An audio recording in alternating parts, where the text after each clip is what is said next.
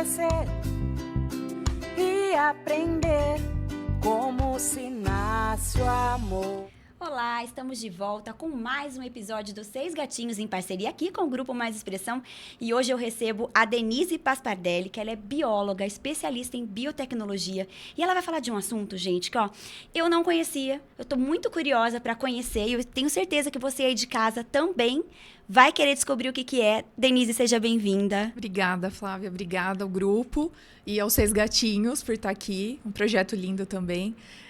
Agradeço muito esse papo que a gente vai ter hoje. Com certeza. Gente, olha, a gente vai falar de biomimética.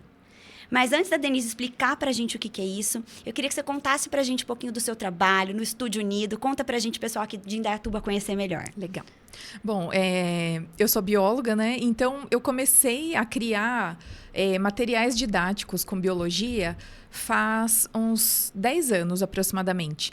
Mas muito assim, sem um nome, sem uma característica, mas porque eu sempre trabalhei com educação ambiental, desde quando eu fazia estágio na faculdade. Sempre foi seu foco, então? Sempre foi meu foco. Apesar de eu já ter atuado em empresas, a área técnica, né? Até a minha especialização é em biotecnologia, mas para mim essa questão ambiental e educacional sempre foi muito... Peso 2. Muito, muito. Porque a gente não se desconecta disso, né? A gente está sempre em grupos, trocando e aprendendo juntos, né? Então, eu sempre usei isso como uma base de repassar o que eu sabia para as pessoas, né? Educação ambiental e materiais, porque eu gosto de...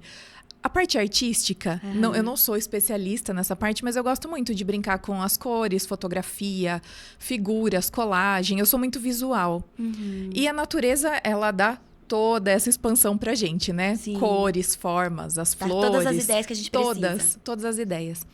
E em 2016 eu descobri esse tema da biomimética. E foi um divisor de águas até para minha formação de bióloga. Elucidou muita coisa que ficou muito separada em caixinhas na faculdade, né? Essa matéria a gente só estuda botânica, essa só a zoologia, enfim.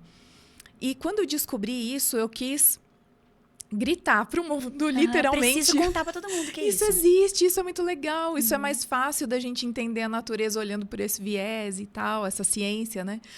E eu acho que eu consegui juntar tudo isso na Nido. Essas coisas todas que eu gosto. Natureza, fotografia, colagem, figura, desenho. Essa aprendizagem mão na massa, que ela é muito fácil de você brincar com essa questão maker. Que eu gosto muito dessa educação do aprender com as mãos, né? Sim. A criança que está ali desenvolvendo algo... na parte artística e criativa, ela está criando um mundo dentro dela, né? Então, para ela é mais significativo porque ela está participando ali do processo. Exato. Então, eu acho que a Nido nasceu, né? Nido é até ninho em espanhol. Antes eu chamava ali onde as ideias nascem, porque eu acho que eu estava numa fase tão assim de ideias borbulhando. Até organizar tudo ali, né, Denise? Exato. Sem saber o que faz sentido para as outras cabeças, né? Na nossa cabeça. Tava tudo certo. Na minha cabeça tava, uau, isso é legal de se fazer. Mas aí eu precisei estruturar melhor, né? Porque idades diferentes, contextos educacionais e sociais diferentes. E o que as pessoas acham mesmo de aprender sobre natureza. Alguns gostam, outros não. Alguns têm dificuldades ou até medo, né, de alguma coisa, um inseto. Então, aí eu fui ampliando o olhar e deixando isso mais profissional, assim. Como é que a Nido pode ser... De uma forma didática. Exato. Como ela pode ir para a escola, como ela pode ir para empresas, ou falar sobre isso abertamente sem achar que eu estou muito, né, no mundo da lua ali, no meu mundinho, né, particular. Mas ele é a expressão da maneira que eu vejo a educação e a natureza, assim, basicamente a Nido é isso. Tá. E claro que, né, agora com mais contornos. Com mais vivências, né, que daí você foi delineando melhor. Exato, exatamente.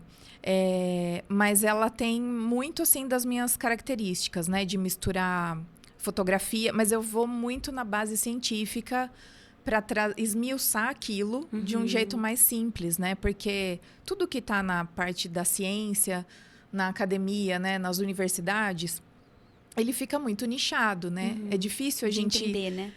a gente traduzir um artigo. Tá bom, o que eu vou usar essa parte da ciência na minha vida? Como E não que banalizar isso... também, né, Denise? Porque a gente Exato. vê muita coisa banalizada. Pega uma parte do artigo, coloca uma frase ali no jornal, como se aquilo fosse, né? Exato. E aí a gente tem que tomar muito cuidado com isso, né? Porque acaba sendo... essa é a nova forma de fazer as coisas. Tá, mas existem outras. Não é que a gente vai apagar coisas e substituir. Mas é uma linha, né? Isso. Como a gente pode, né, delicadamente colocar isso também junto, né? Na forma da gente pensar. E me explica o que é essa tal da biomimética. Nome difícil, gente. Ele é um nome difícil, né? Bom, a biomimética, eu começo falando dela, acabo dividindo esse assunto em duas partes, né? Então, assim, o ser humano, ele sempre observou a natureza para viver, né? Vamos pegar lá dos primeiros homens né, originários lá na época das cavernas, enfim. Sempre foi observando que contexto eu tenho, o que me faz bem, o que eu tenho que me proteger, porque era a casa, o ambiente, era tudo que estava lá. E os nossos povos originários que seguem ainda, né, tradições muito ricas de observação e cuidado com a natureza, ou cientistas, ou artistas. Leonardo da Vinci era um grande biomimeticista. Tudo, né? Né? Ele já era? Ele já era, sem existir essa palavra, porque tudo que ele fez foi observando a natureza. Os quadros, a fórmula da pintura dele, né, que tem o número de Fibonacci, né? Então, aí já vem matemática, com engenharia e natureza junto. Então, ele foi um visionário olhando sempre a natureza. O Gaudí, que né, foi um arquiteto catalão, né, que tem lá a Sagrada Família, né, muito famosas as criações dele lá na Espanha. Tudo é muito baseado na natureza, nas observações. E depois a gente teve a biomimética na engenharia, mas ela era muito assim, a forma pela forma. O que esse animal que voa muito rápido, como a gente pode criar um avião que voa tão rápido quanto ele? Baseado ali na aerodinâmica Isso, dele? Exatamente. Mas é um caça que vai ser usado na guerra, por exemplo. Então, a gente não está avaliando o contexto. Eu só estou copiando uma forma eficiente. Tá. E a biomimética, hoje, que a gente conhece, ela tem mais ou menos 20 anos, que foi redesenhada pela bióloga norte-americana Janine Benyus. Ela é bióloga, então ela pegou todo esse contexto ecológico por trás e colocou. Então, a gente pode copiar as formas da natureza, mas em que contexto isso está? Para que esse objeto vai servir? Ele vai ser positivo para a humanidade? Ele vai ser positivo para o planeta? Ou ele vai ser algo que vai destruir? Vai ser uma bomba? Vai ser um... Então, ela colocou 6 grandes princípios da natureza para a gente balizar os projetos. Tá. Então, assim, né, fazendo então um resumo de tudo isso. O ser humano sempre foi um observador da natureza, mas em algum momento ele observou e se afastou. Né? A gente consegue criar cidades para a gente se proteger, ou castelos, ou muralhas, ou enfim. E a gente foi separando a natureza e usando ela apenas como um recurso. A gente recolhe da floresta e usa aqui. Sem pensar nesse não retorno, né? O que a natureza... Como que ela vai... Que tempo que ela precisa para se restabelecer? A gente só está retirando. De uma forma predatória, Exato, a gente está fazendo. Exato. A gente só vai retirando, né? E a biomimética, da maneira que a Janine desenhou, né? Ela tem 3 grandes frentes para a gente aprender a olhar a natureza através dela. Ela nos ensina como balizar, então, os projetos, né? Em que contexto ele vai ser feito, isso é muito importante. Né? Então, assim, a gente não vai criar, pegando um exemplo de engenharia, uma casa que ela vai ter proteção contra a neve num trópico, né? Não vai ter neve ali. Então, por que a gente vai fazer uma arquitetura que eu vou precisar depois de um monte de ar-condicionado para resfriar alguma coisa? Entendi, que não faz sentido para aquela realidade. Exato. Então, a gente pode usar todas as formas da natureza e estudá-las a fundo, né? Na parte biológica delas, e elas vão nos dar uma resposta de design. Então, a biomimética hoje ela é uma ponte entre a natureza e o design. O design no sentido de Criação mesmo, criação livre, né? O ser humano cria muitas coisas, ele é um ser criativo. No meu conhecimento leigo, eu penso geralmente na parte da arquitetura, mas isso pode ser levado para quais áreas? Pode. Para várias? Para várias. A gestão de pessoas pode ser levado. É mesmo? Tem uma empresa, a IDEO, que inclusive é uma das maiores criadoras de inovação, né, do mundo. Até ela que desenvolveu o design thinking, a maneira de pensar projetos. Tá. Ela convidou um integrante da equipe da Genini, lá do Instituto de Biomimética norte-americano, para ajudar a redesenhar a comunicação interna da equipe dela. Então, a gestora da IDEO, que é o master em inovação, chamou um biólogo para ajudar. A gente ainda tem muito ruído de informação na nossa equipe. Como que a natureza poderia ajudar a gente a resolver isso? E eles redesenharam, inclusive mudaram mobílias, mudaram as mesas das pessoas, como que cada projeto passa para a próxima etapa, a partir de qual equipe. Eles se basearam em 3 espécies. Uma foi, acho que a lula, porque ela muda de cor. Gente, é muito doido. É muito doido a gente pensar nisso, né? Muito. Parece que uma coisa não conversa Parece com a ficção outra. científica. Parece. Eu acho que a outra parte foram os ninhos dos flamingos. Isso inspirou a parte do mobiliário deles. Como que eles iam...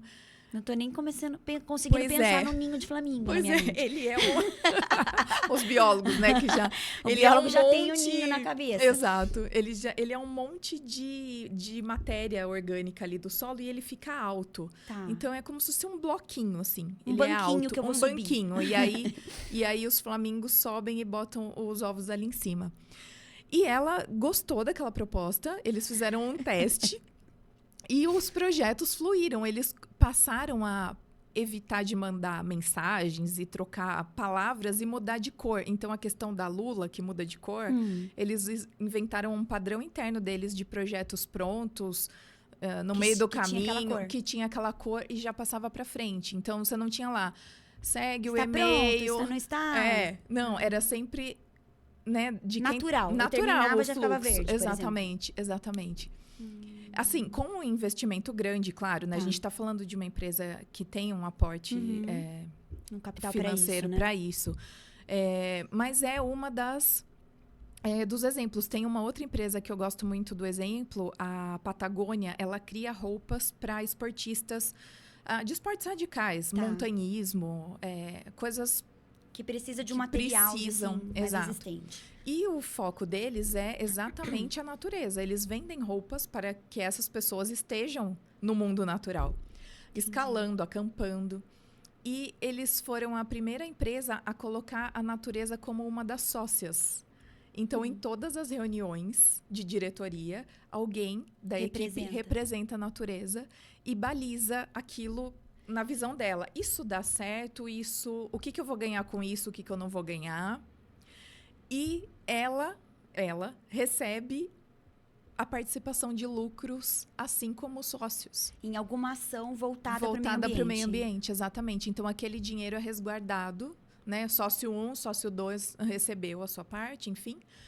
E ela recebe num retorno para ações ambientais. E isso fez com que a empresa triplicasse as vendas. Porque o dono da empresa que tomou essa decisão, ele foi muito enfático. Ele falou, a gente vende para as pessoas irem para fora. Quando não tiver mais ecossistema... Não tem mais o que vender. Não tem mais o que vender. Então, ela ajuda também a gente pensar nessa questão econômica. Né? Do parar da extração puramente extrativista. Sim. E o que a gente ganha com isso? A gente só precisa transformar a forma de olhar, inclusive economicamente. Sim, e é interessante porque ele continua ganhando dinheiro, mas de uma forma mais sustentável. Exato. A gente tem um bloqueio, às vezes, de pensar que se a gente vai preservar, a gente vai perder a nossa liberdade do capital que a gente aprendeu a conviver, né? Não que ele esteja no seu auge de perfeição, a gente, né, não tem um modelo perfeito. Mas é o que a gente sabe. Mas é o que a gente sabe, tá acostumado e fica com receio de perder o que a gente já sabe. Né? Porque então, é totalmente uma mudança total. Ele é uma mudança total. E ele não precisa ser abrupto. ele pode ser dessas pequenas coisas, né? Olha, essa empresa fez isso e deu certo. Essa outra empresa está, inclusive, vendendo mais produtos porque ela colocou a natureza como sócia. Então, eu acho que é uma sofisticação de pensar, né? Como que a gente pode... Porque se a gente está vendo que a forma que nós estamos fazendo, ela não está funcionando, o que pode existir, então, que case com o que a gente está acostumado, né? A gente não precisa... Não é que a gente vai voltar para as cavernas, né? As pessoas acho que têm um certo receio de... eu não posso mais viajar, eu não vou mais consumir, eu não vou mais me divertir, eu vou ter uma vida limitada. Pelo contrário, né?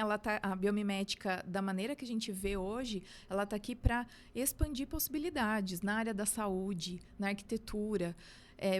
Pegando um exemplo da arquitetura, existe um prédio no Zimbábue que se chama Eastgate. Ele existe desde 96. Já é antiguinho. Muito. E ele é um prédio comercial. E eu acho que tem pessoas também que moram lá. Ele não tem ar-condicionado. Você pensa assim, um prédio na África, né? Sim, é tropical, sufocante, igual aqui no Brasil, no verão. Mas os engenheiros, arquitetos, eles copiaram como que é a circulação de ar e de luz dos cupinzeiros que tem na África. E eles não têm ar-condicionado, porque os cupins não têm ar-condicionado. Sim, né? Cupins não têm ar-condicionado. Não tem ar-condicionado. E eles vivem, eles estão aqui há milhares de anos. Estão sobrevivendo, né? Então, por que a gente precisa de maquininhas que façam isso? Por que a gente não usa a matemática que a gente tem e observa para fazer? Então, existe um exemplo prático num ambiente desafiador, ambientalmente, clima, né? De clima desafiador, que funciona, que não tem ar-condicionado. Que é por conta da circulação de da vento? Da circulação de vento. Ele tem uma coluna. Tem na internet, quando a gente pesquisa, como foi essa engenharia. Tá. E quando a gente fala de um projeto grande, a gente precisa de uma equipe grande, multidisciplinar. Entra biólogo, entra arquiteta, entra matemáticos, engenheiras, enfim. Para fazer os cálculos, tudo, né? Exato, para que o negócio seja algo que vá ser habitado, vai funcionar. Mas ele é um prédio, não é uma coisa que você fala, nossa, que forma estranha. Não, ele por fora... Normal, assim. Ele é um prédio normal.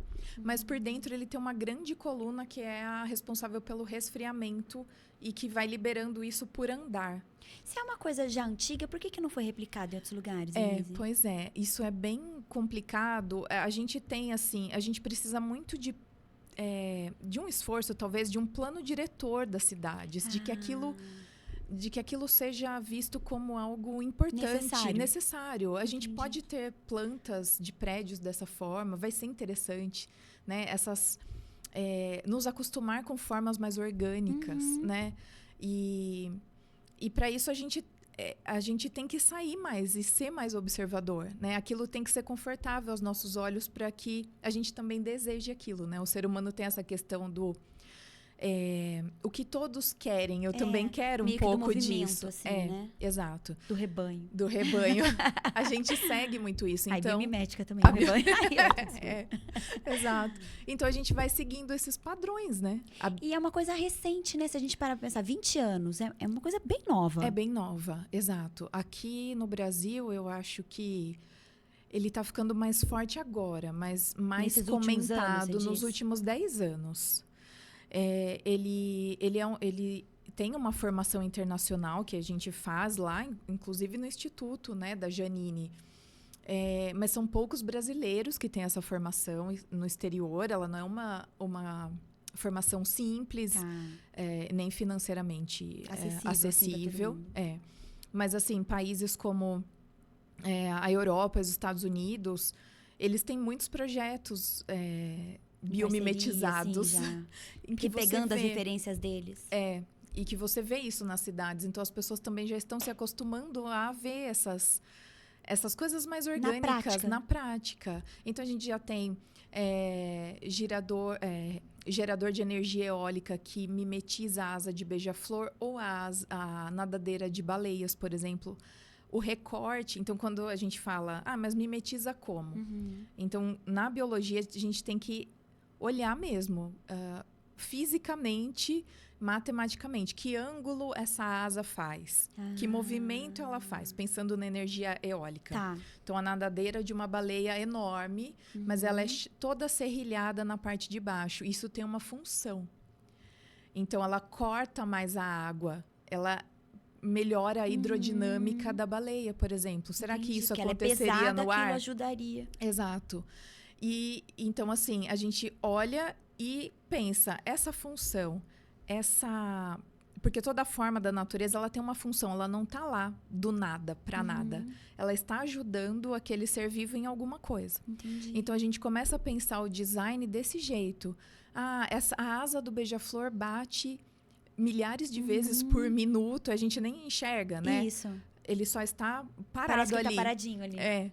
Mas com a tecnologia que a gente tem hoje, de cálculo, de vídeo, como que a gente pode copiar tudo isso e fazer numa escala diferente, né? Então, como que a gente usa essas formas que estão aqui antes de nós? E que já é evolutivo, porque se eles estão assim é porque funcionou. Exato. E você pegou num ponto importantíssimo da biomimética. Está aqui funcionando. Não é que é perfeito. A gente não fala de uma perfeição absoluta. Sim. Mas está funcionando há anos, há milênios. Então, esse design não tem por que ser alterado. Ele está funcionando para o que é necessário agora, né?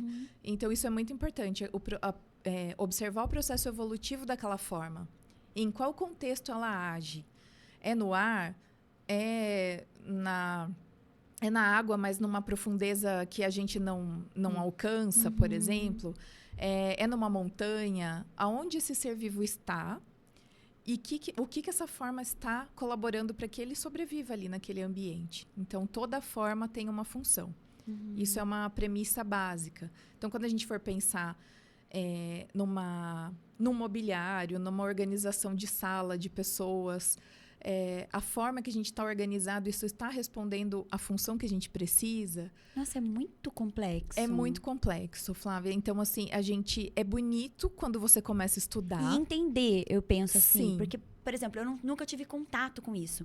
Eu acho que você está trazendo muitas informações que eu penso, nossa, por que a gente nunca pensou nisso antes? Que é óbvio, né? Sim. Mas, por outro lado, você pensa, como que eu vou trazer dessa ideia a prática disso? Exato. Aí é que ela tem, eu acho que um certo bloqueio no mundo para avançar por causa disso.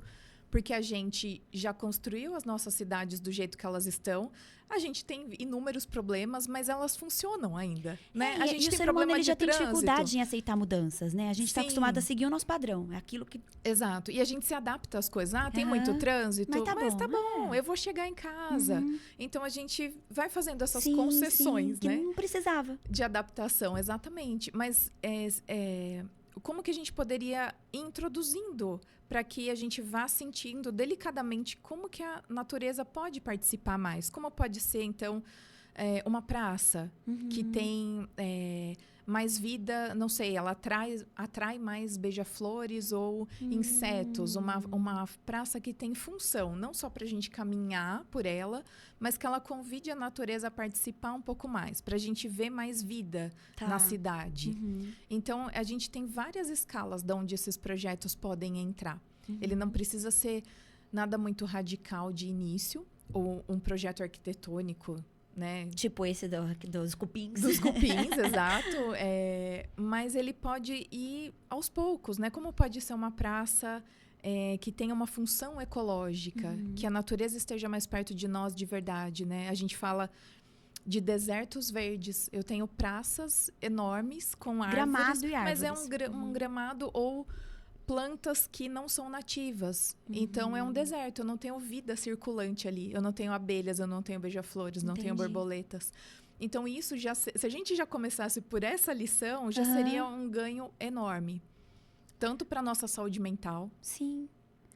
Quanto para vida mesmo, né? Para preservar, para trazer, para fazer com que as pessoas vejam. Porque, às vezes, só do fato de você olhar, você fala, nossa, que lindo, né? Sim. E se você cria essa empatia por aquele bichinho, por aquela coisa, você vai cuidar mais. Exatamente, Isso é um ponto que você falou que é importantíssimo. E aí a gente vai começar a ver essas formas como bonitas. Como seria um prédio se ele se parecesse com um cupinzeiro ou uma colmeia de abelhas? Eu vejo um pouco em São Paulo, aqueles prédios que eles falam que são aquelas, não sei nem se é o termo, tipo umas cortinas verdes, assim, que usa muita natureza, que eles estão fazendo agora. Sim. Isso eu tenho visto um pouco mais, talvez aqui no Brasil.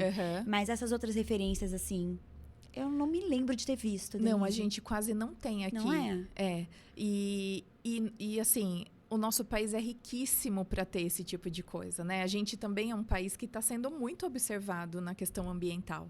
Até porque resta algumas coisas pra gente, né? O resto já está destruído. Já está destruído. A Europa não tem floresta. Então, assim, a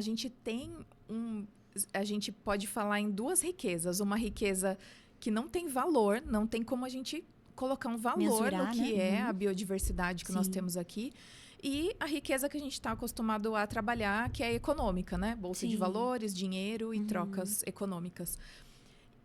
Essas também, elas são riquíssimas. Inclusive as trocas econômicas monetárias. A gente tem um capital verde nas mãos gigantesco. Então, se a gente passasse a ver negócios como, né, um processo mais amigável à natureza, seria, nossa, extremamente bem-vindo, inclusive, para a economia.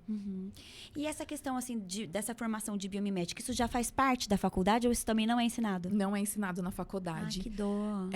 Eu não sei como, se futuramente as faculdades vão incluir. Eu sei que a arquitetura tem um pouco disso, mas não tinha na biologia. Eu não sei como isso está.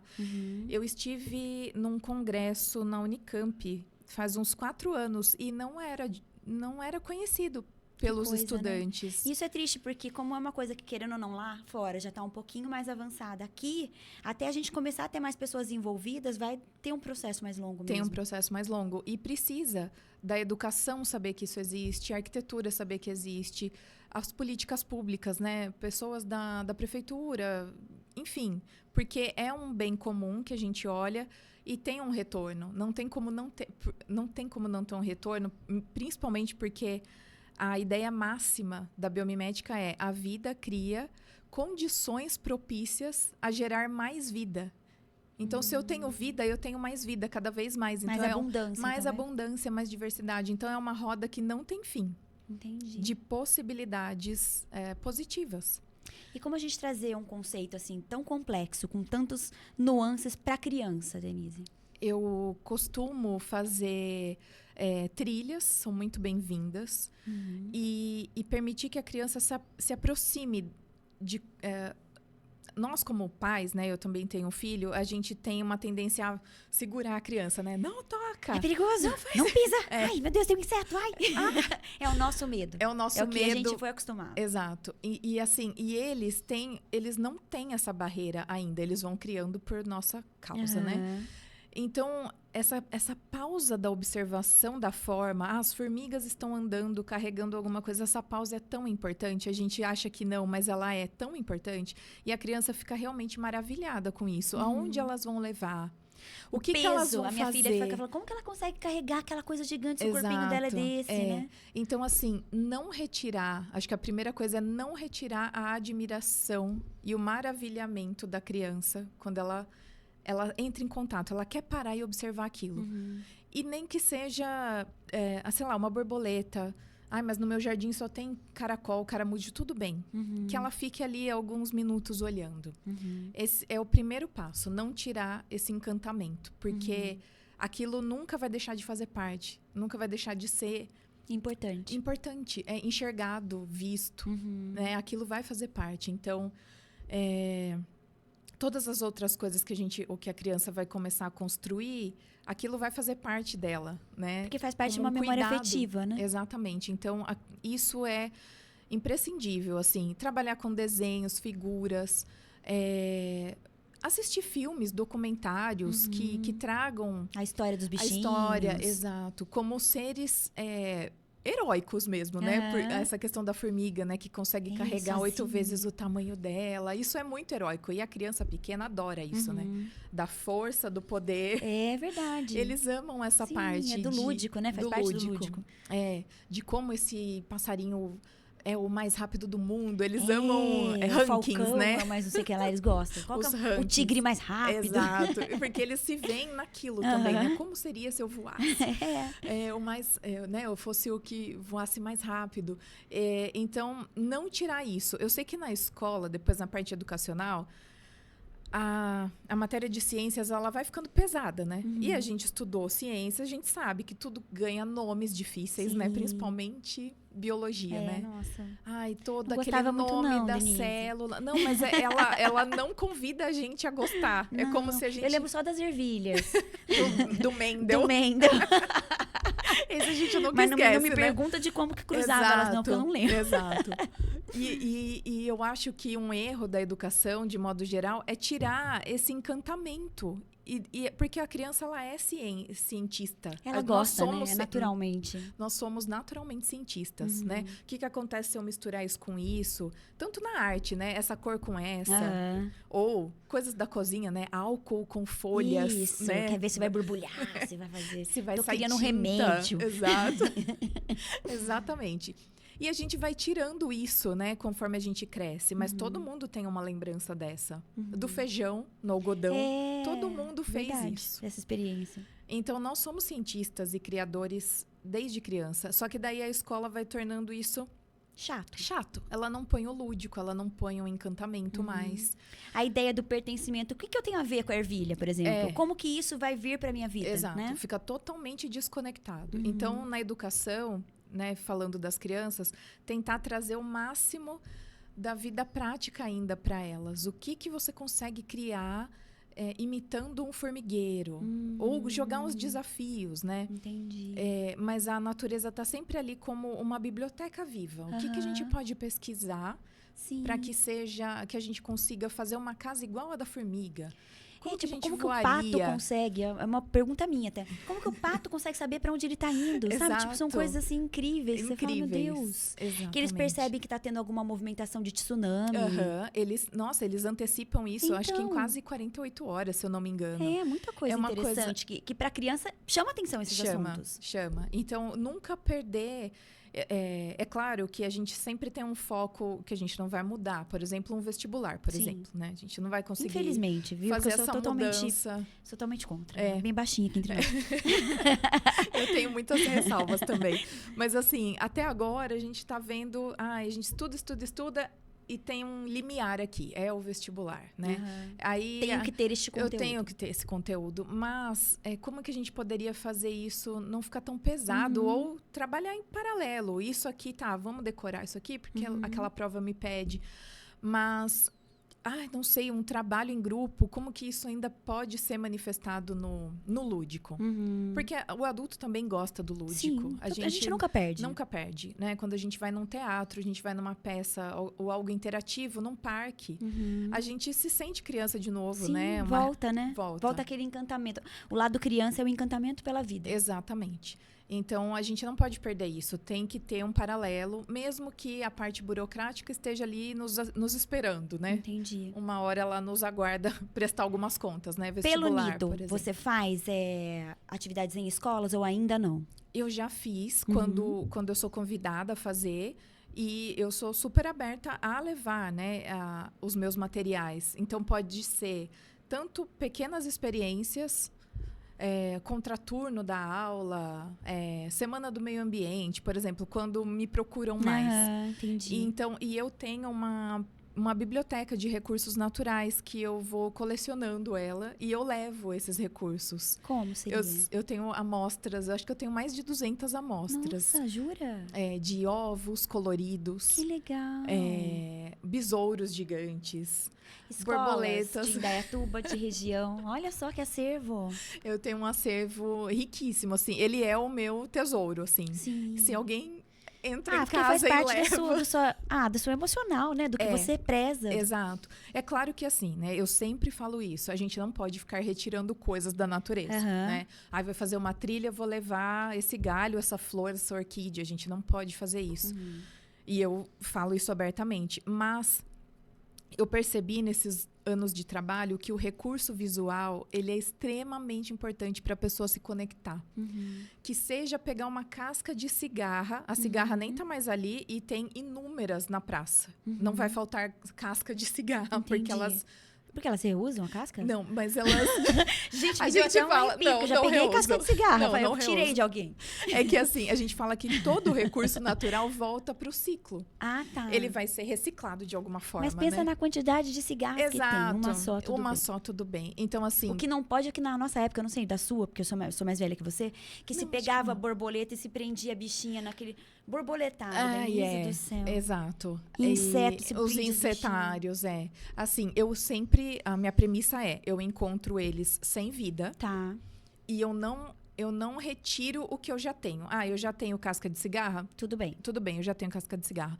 Mas eu percebi, porque a gente fala da ciclagem desse recurso que ele vai voltar como pó, como molécula. Mas Tá. ele vai voltar um dia para o solo, enfim, ele vai ser reutilizado.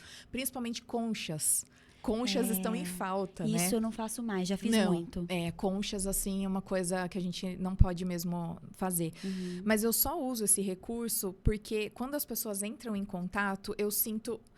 Eu nem Diferença. preciso falar nada. Elas querem interagir com as formas. Elas querem saber por que a asa da borboleta é daquela cor. Pessoas que nunca pegaram na asa de cigarra. A cigarra nem tá lá. Mas não consegue. Elas têm medo.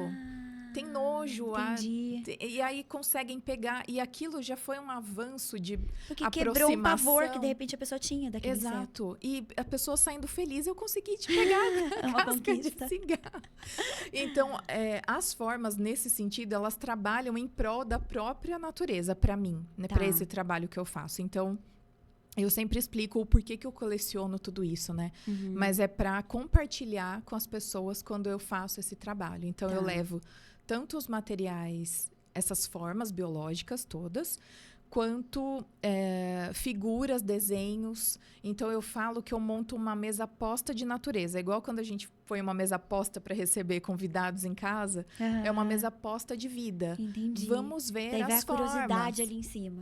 Eu levo lupas, levo... Não, e o bom é que ela já é bióloga, ela vai saber responder as Eu coisas. sei Porque você imagina responder. eu botar lá os negócios e falar, gente, isso aí é bonitinho. Né? Eu sei responder e vai gerando, as pessoas vão gerando pergunta, por que isso é assim? Ou coisas que viram lá na sexta série, mas não foi a trilha de vida, de carreira que ela seguiu. E aquilo se apagou, ficou ali. Né? Mas a curiosidade voltou ali. Voltou e a lembrança afetiva também. Na casa da minha avó tinha esse inseto e eu nunca mais vi. Vagalume, fiquei tão chateada quando eu li que eles estão morrendo. Eles estão morrendo porque a gente está iluminando todos os lugares, né? Ai, E para se reproduzir, eles precisam literalmente ver o sinal de luz um do outro. Ah, é? O sinal de luz é como se fosse o canto dos pássaros, por exemplo. Entendi. Tipo, um paquera o outro pela luzinha. Exato, eles precisam se ver. E com o excesso de luz, à noite, né? A iluminação extrema das cidades, a gente está bloqueando isso. Eles não conseguem se achar, literalmente. E por isso que está extinguindo. Por isso que está extinguindo. Ai, que dó. Eu cresci com vagalume, sabia? Eu também. Eles fazem muito parte Eu da minha também. vida. A gente provavelmente vai ser a última geração a ver. Ai, Quando tô consegue magoada ver. com isso, de verdade. É muito triste, né? Muito triste, porque é tão lindo. É. Quem tem essa experiência de ver e ver vários... Nossa, é um incrível. fenômeno incrível, É incrível. incrível. Então, assim, a gente tem esse encantamento. E quando a gente lembra disso, né? Dói Como na você, alma. né? Ai, eu tô triste, eu tô chateada. Não queria que sim. fosse assim. Não. Então, eu acho que é um caminho pra gente seguir e estimular isso nas pessoas. Os adultos que esqueceram voltar a lembrar. E as crianças que não perderam ninguém... toca nisso, né? Nesse encantamento, a gente tem que estimular. Para que nunca morra, né? Para que elas nunca cresçam morra. pertencentes. Exato. E que a cidade seja mais fluida para esses encontros, né? A gente, claro, a gente guarda também um histórico do perigo. Isso está no nosso DNA ancestral, né?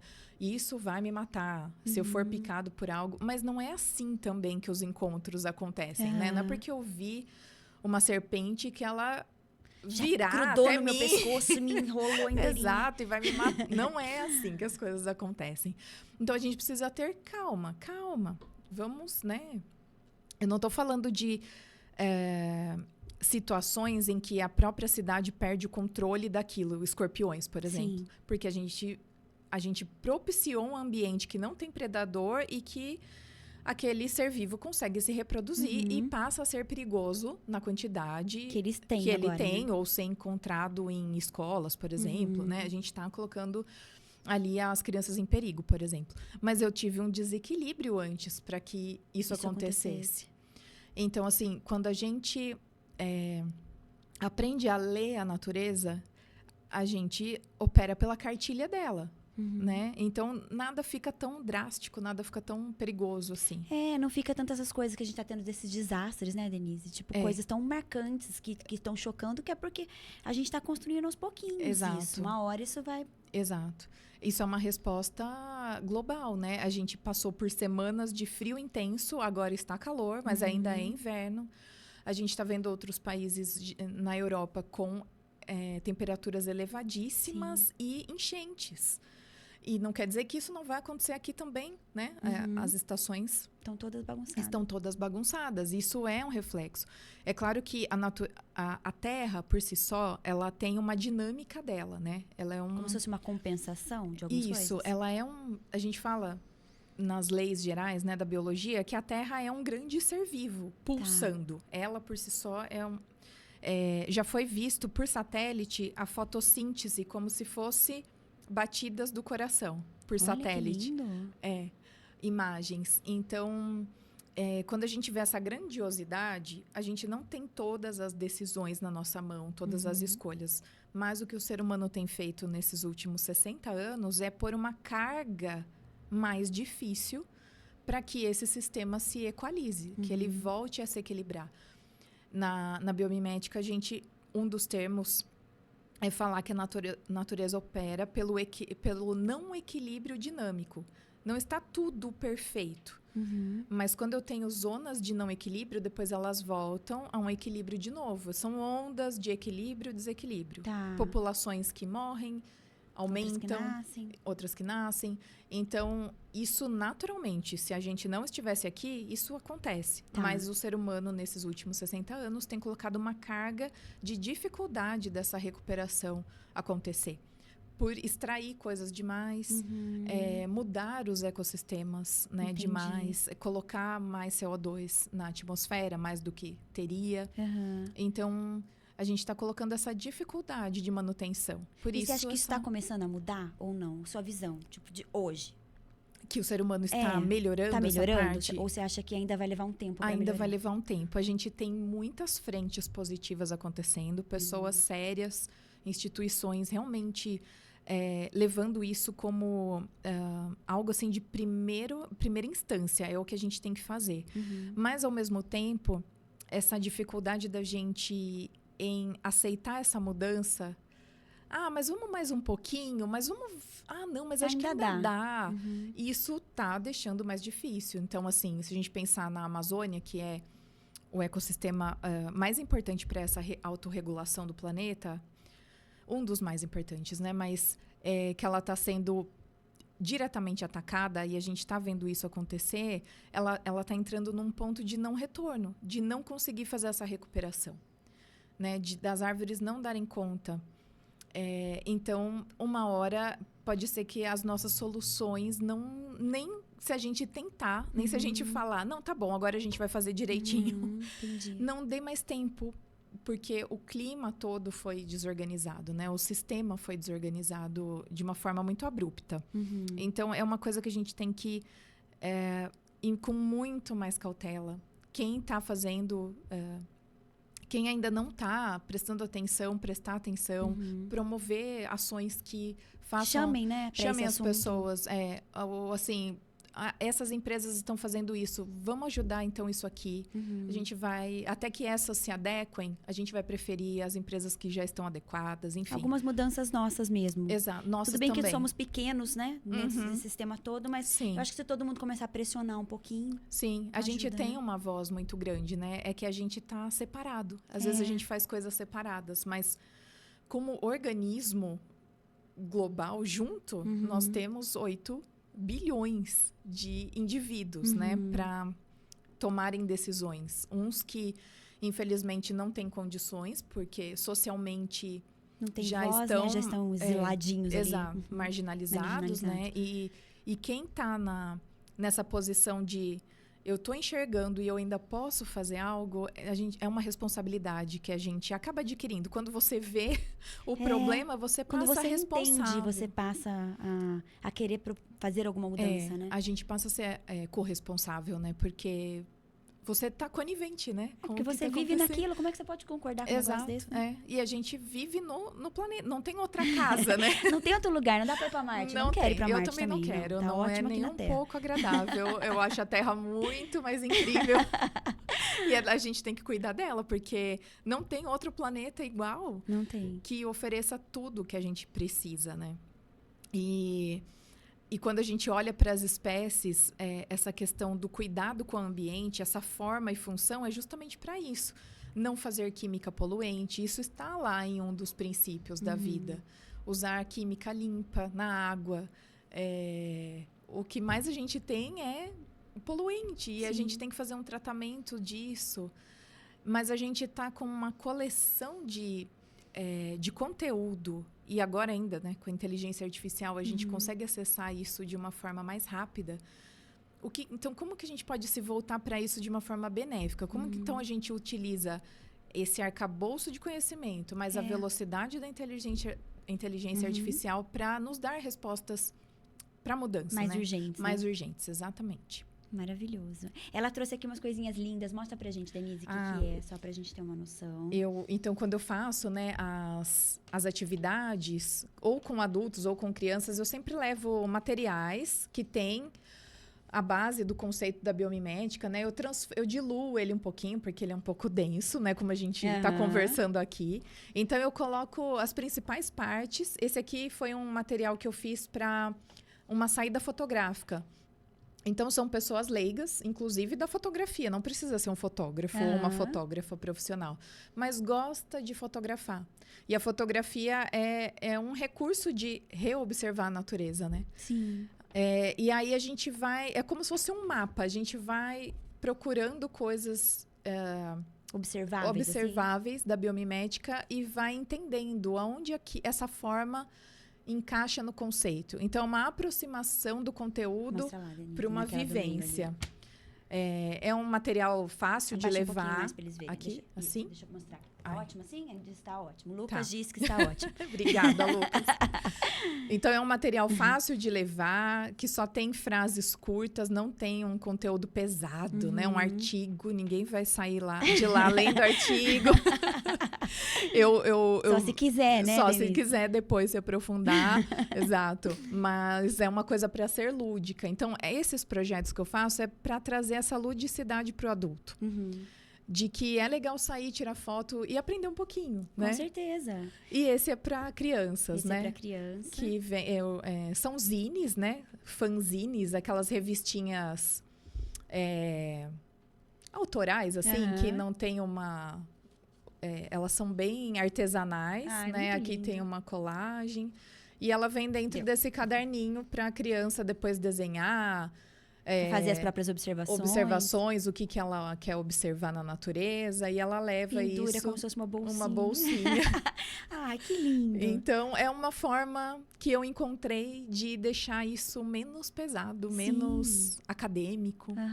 E conseguir atingir todo mundo. Sim. A gente vai deixar aqui na descrição o contato da Denise, um pouquinho do estúdio, um pouquinho do trabalho. Quem tiver aqui nos acompanhando, que queira entrar em contato com ela, queira saber mais sobre biomimética, já tá, enrolou a coisa aqui. A gente enrola. Enrolou, mas é um assunto muito importante, Denise.